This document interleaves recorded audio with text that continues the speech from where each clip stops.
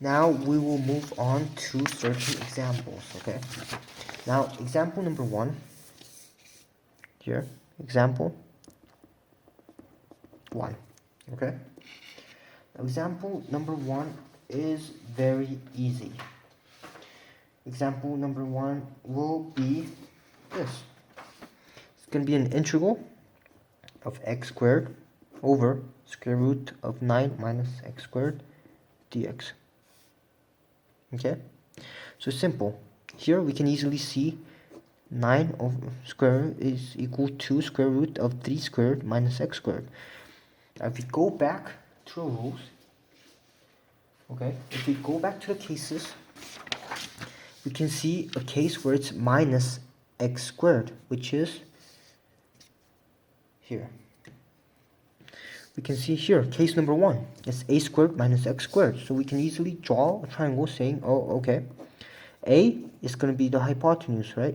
So a is going to be 3. And x is always going to be x. Okay? This is going to be square root of 3 squared minus x squared. Okay? And we have the sine theta. Sine theta is going to be equal to saw opposite over hypotenuse, like this. Okay? So we have this so far, which means that we have x is equal to 3 sine theta. Okay? So we have a triangle, we have x. Now, what did I tell you last time? I told you that last time we are going to have to find the derivative. Okay, so the derivative of x, as we know how to do a derivative, is going to be 3 cosine theta d theta. So these are the things that we need. Okay, now these are the things that we're going to substitute on here. So it's going to be, because x is going to be squared on the top, we're going to do square root of this. 3 squared is 9. Sine squared is sine squared. Okay, and we're going to have a square root of 9 minus x squared, which is 9 sine squared. Easy, right? Now we see a common denominator here. We're going to do this in, we got to get rid of the x, so we're going to do do, but we got to substitute it by this. So we're going to have to multiply this by cosine theta. Okay? We must never forget this, because this has to be evaluated all in the same variable. And because of this, we're going to easily take the denominator out. We're going to have integral of 9 sine squared theta over.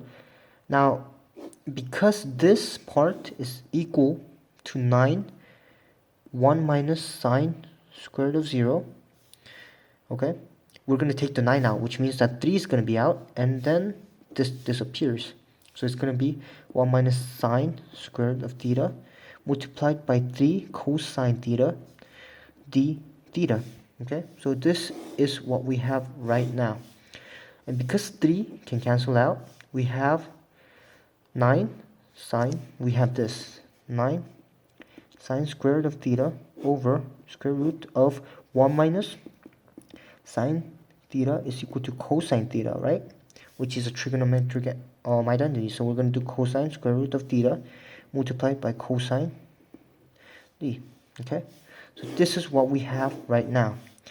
Now the square root of cosine square root of theta is going to cancel out, and cosine theta is going to cancel out. So we have in the end 9, which we're going to take out. We're going to do it, taking it out. 9 sine square root of theta over d theta. Okay? Because we evaluated in d theta, what we're going to do right now is the following. We're going to be like, okay, how do we take out sine squared of theta? Okay, we can use the trigonometric identity, which means that 9 half of 1 minus cosine 2 theta d theta. This leads us to this taking it out, so 9 over 2, 1 minus cosine 2 theta d theta, right?